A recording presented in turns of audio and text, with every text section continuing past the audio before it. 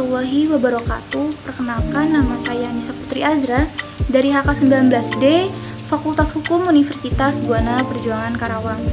Di sini saya beserta rekan-rekan saya akan membahas tentang penanaman modal asing di Indonesia dan penanaman modal dalam negeri.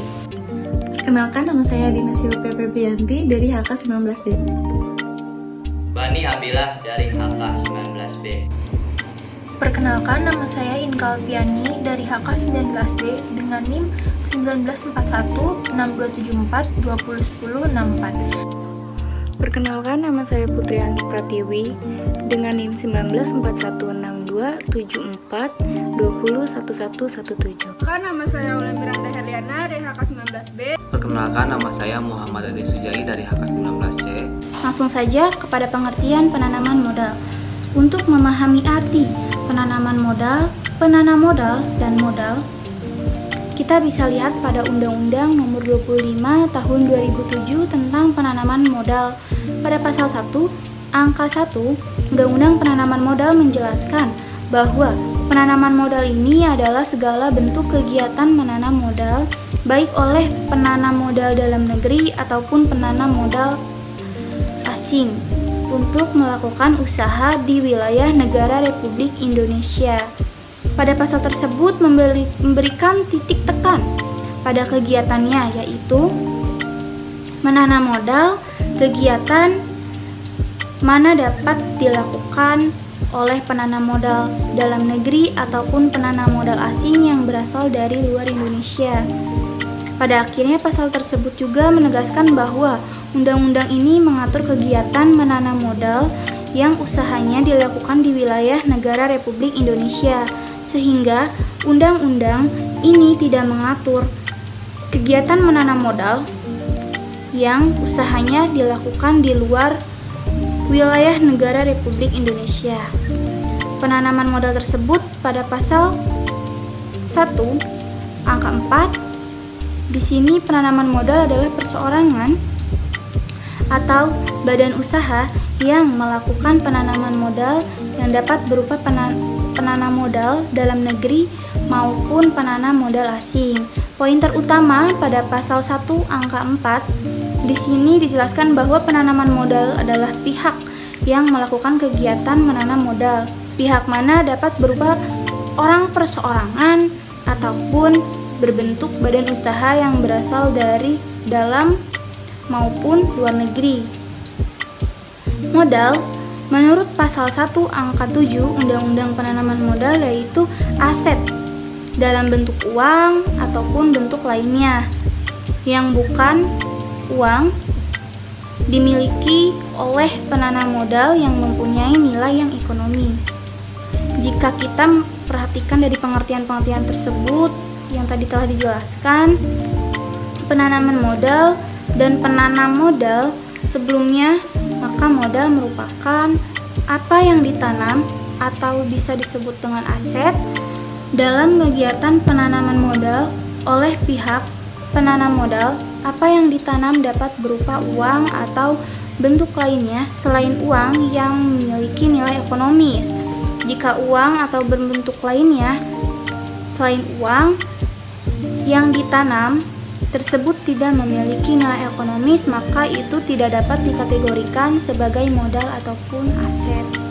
Di sini saya akan menjelaskan apa yang dimaksud dengan penanaman modal dalam negeri dan penanaman modal asing. Istilah penanaman modal dalam negeri atau PMDN berasal dari bahasa Inggris, yaitu Domestic Investment.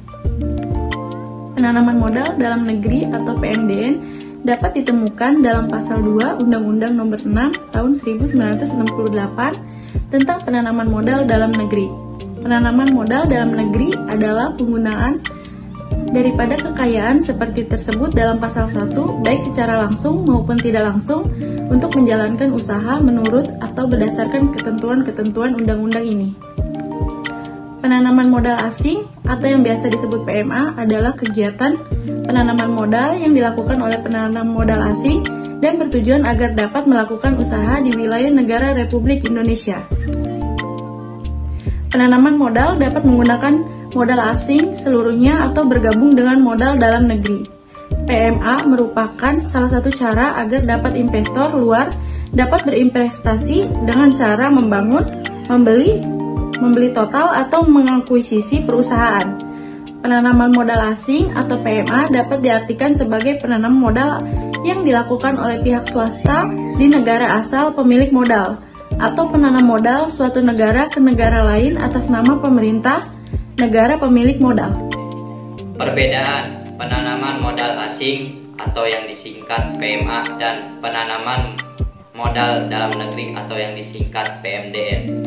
Kegiatan PMA dan PMDN dibuat untuk memiliki tujuan yang sama, yaitu untuk memberikan stimulus dan mendukung perekonomian Indonesia seperti pembukaan lapangan kerja baru, meningkatkan SDM, dan juga teknologi.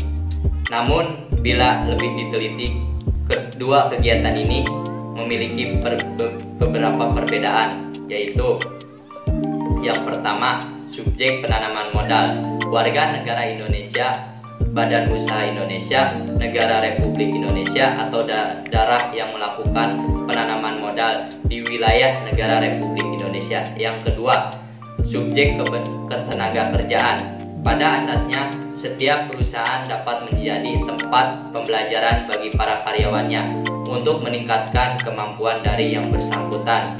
Yang ketiga, subjek bidang usaha dan investasi. Pada dasarnya, semua jenis bidang atau jenis usaha dapat dimanfaatkan oleh kegiatan penanaman modal. Yang keempat, subjek fasilitas keimigrasian. PMA memiliki fasilitas tambahan dalam kaitannya dengan pelayanan keimigrasian tentang perizinan tinggal. PMA diberikan fasilitas yaitu yang pertama, pemberian izin tinggal terbatas selama 2 tahun.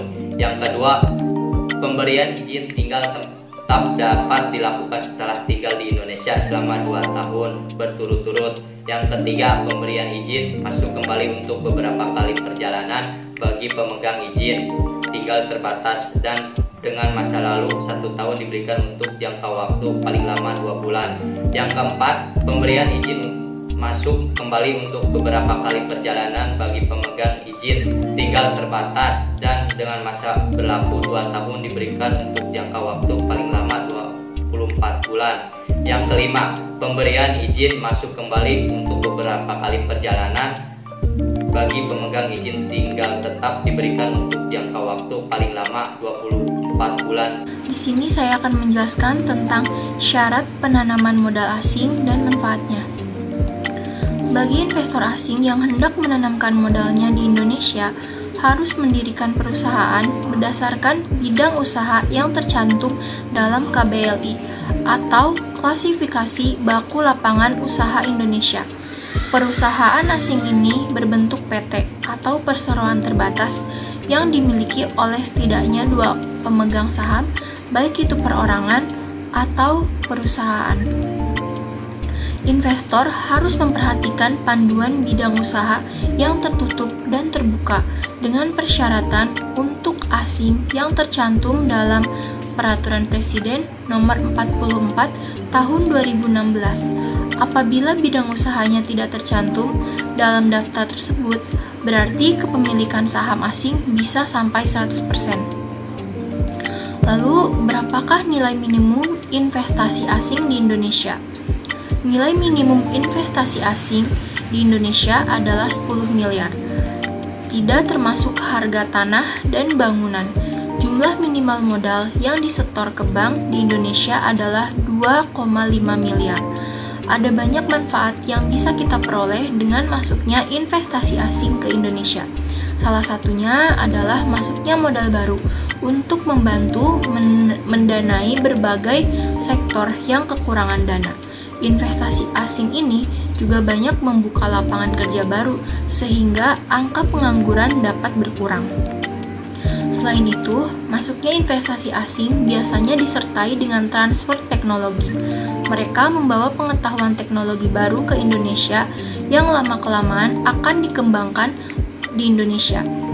Tidak menutup kemungkinan untuk para investor asing akan bekerja sama dengan UMKM atau usaha mikro, kecil, dan menengah. Keterlibatan UMKM ini tentunya akan mendorong pertumbuhan perekonomian masyarakat. UMKM atau perusahaan dalam negeri juga berpeluang untuk memasarkan produk ke pasar internasional. Manfaat yang paling nyata dari masuknya investasi asing adalah meningkatkan pendapatan negara melalui pajak. Selain itu, menciptakan hubungan yang lebih stabil dalam lingkup perekonomian dua negara. Di sini saya akan membacakan tentang efektivitas sistem sanksi yang diterapkan penanaman modal asing di Indonesia dan di dalam negeri.